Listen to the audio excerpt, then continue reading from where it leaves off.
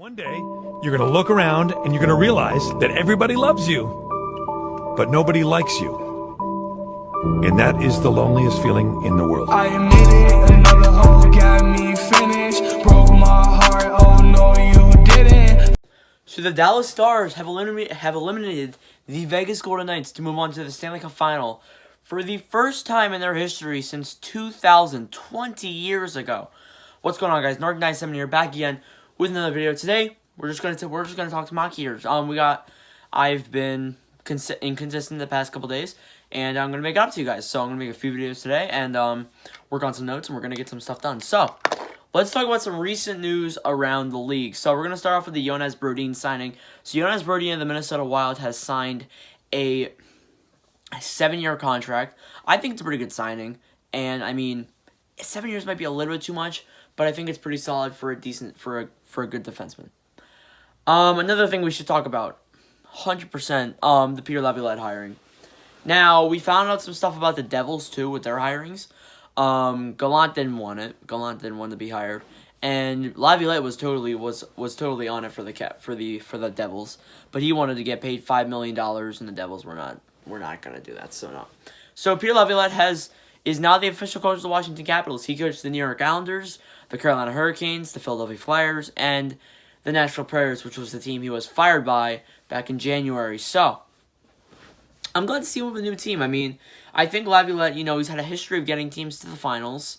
He got the Rangers he got the Flyers to the finals. He got the Preds to the finals. I think that, and with the players that he has, I think that they can make a solid run. And I've heard rumors from multiple people saying that that the Caps are likely not going to re-sign Holtby. I'm going to say that right now. The Caps are more than likely not going to re-sign Holtby. And it stinks, but it's from what I'm hearing, it's likely not going to happen. So it looks like they're going to send him off to free agency. They said they were going to try to go out and acquire a veteran goaltender. Which, I mean, Holtby is a veteran goaltender, which I don't even know what that means, to be with Ilya Samsonov. I think they'll be a pretty good pairing, to be honest. I think, we could actually see a Holtby-Grubauer pairing back in Colorado. So, that would be awesome.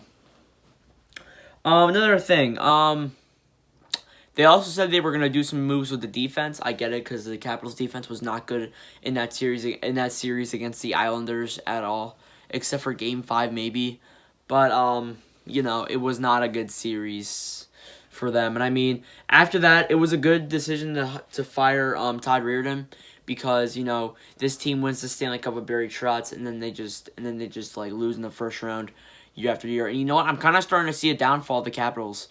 The Capitals are low-key kind of starting to go downhill a bit. You look at their point statistics. Yes, they got first place in their division 2 times in a row, but they've lost in the first round also.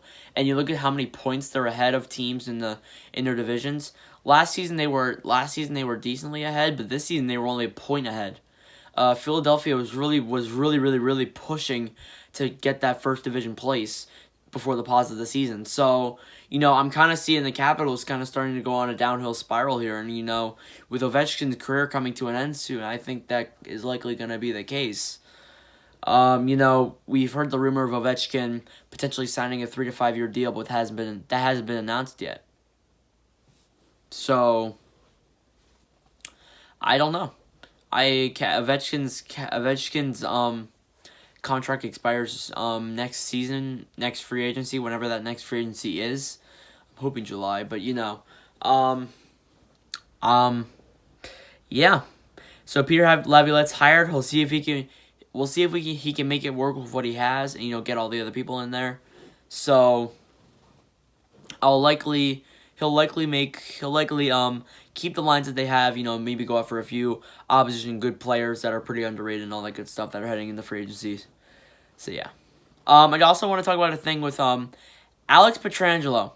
Now I've heard a recent comment saying that it is more than likely that Petrangelo will not get signed. Unless there is a sudden change of heart, Petrangelo will not get another contract until free agency.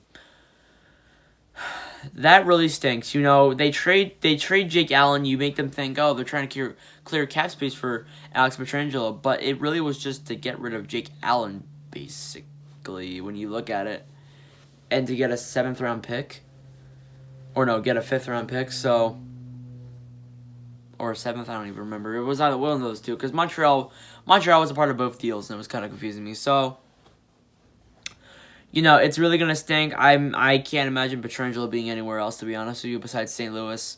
So yeah, it's gonna be pretty tough seeing him in a different jersey if he's in a different jersey next year. I'm not saying that he's fully done in St. Louis, but it's kind of looking like that. Let's talk about the big thing today. The Lightning and Islanders. That's a huge thing. Now, the Lightning and Islanders are playing game number 5 of the Eastern Conference Finals, and if Tampa wins, they're going to face Dallas in the Stanley Cup Final, which would actually be one of the most interesting Stanley Cup Finals I've ever seen. You know, I've been watching hockey for 3 years now. This is my 3rd season. You know, 2018 was Vegas and Washington. That was interesting. That was a pretty fun series to watch. 2019 was Boston and St. Louis, 1970 rematch, which was awesome. And then this year, if we get that, that's going to be perfect. That will be an awesome series to watch. Because, you know, Dallas is a really good team, and Tampa is a really good team. It's 2 really good teams. Excuse me, I keep hiccuping. Burping. Facing off against each other. It's going to be a very, very close series. And, you know, Dallas is the master of comebacks, but Tampa is the master of dominating early. So, we'll see what happens tonight, though. There's still a lot of games left. You know, the Isles can come back and win. It's not looking too good, though. I mean, the Islanders really cannot shut down Brodin Point. If the Islanders, if they want to win Game 5, let alone the entire series, they're going to have to shut down Brodin Point. Or no, not Brodin Point, that entire line. Nikita Kucherov, Andre Palat, and Brodin Point. You got to shut down the BON line. That's what you got to shut down. If you don't do that, you're not going to win. It's clear to me that. And I've also heard news that Stamkos is now skating with the team. He's still a long way from playing. But Stamkos is starting to skate with the team. So that's great. If you have Stamkos playing, that makes your team a lot better. And their team is already really good right now. So I'm really hyped for Tampa. They're my team in the East. Of course, Dallas is my team in the West. They've been my team in the West since the 2nd round. And yeah, we're going to see what happens tonight. But yeah, Dallas beat Vegas 3-2 in overtime last night. 2-0 deficit was Dallas, and they came back and won 3-2. It was an absolute insane comeback by Dallas. I don't think I'll ever see something like that again. And we do also have some awards to talk about and some coaching news. And we already talked about coaching news, but you know, we got to get a lot of it. There's a lot of stuff that happens. So I have like a crap ton of rumors in this, and a crap ton of We're not gonna read the rumors. I'm just gonna read the pieces of news that are kind of relevant now. All right. So 2 days ago, Lou Lamoriello won the GM of the Year award, and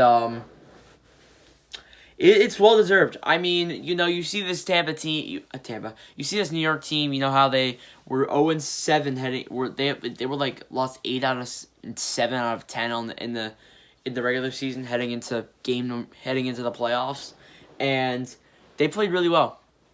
They have played undeniably well. They beat the Capitals, who has Ovechkin, which was dangerous. They beat the Flyers, who was like the hottest team in the playoffs, and it's looking like it might come to an end against Tampa, though. So that's it. Yeah, I don't know. They can come back, but I don't know. Another thing, Giordano wins the Mark Messier Award, well deserved, great defenseman. And then we have a coaching interim has been removed. Calgary Flames coach Geoff Ward has his interim removed and signs a 2-year deal with Calgary. He is now the head coach for at least 2 years now. Hopefully, unless he gets fired, which I don't see happening. So I'm very happy for him. I'm happy for him with his new job. And one last thing. This is one thing that happened a few days ago. It was a few days ago. It's not not a lot of people know about it, but a 17-year-old junior hockey player came out. He came out as being gay a few days ago, and he said he hopes to inspire others. That's great for the game. Absolutely great for the game. when I hear these things, I'm very proud of these people for coming out. Because, you know, there's a lot of people out there who will be mean and judge and who don't support that kind of stuff. I'm proud of him. I'm happy for him for doing that. And I think that is very big for this game. And, you know, it's perfect. So, yeah, that's all I have here. So, if you enjoyed this video, do make sure to like, hit that subscribe button. We're trying to get the 500 subscribers by the end of the year. We lost about like 10 subscribers, but that was to be expected. I didn't expect us to keep just buzzing out subs. We hit 430 and then we went back down to 421. But that's okay.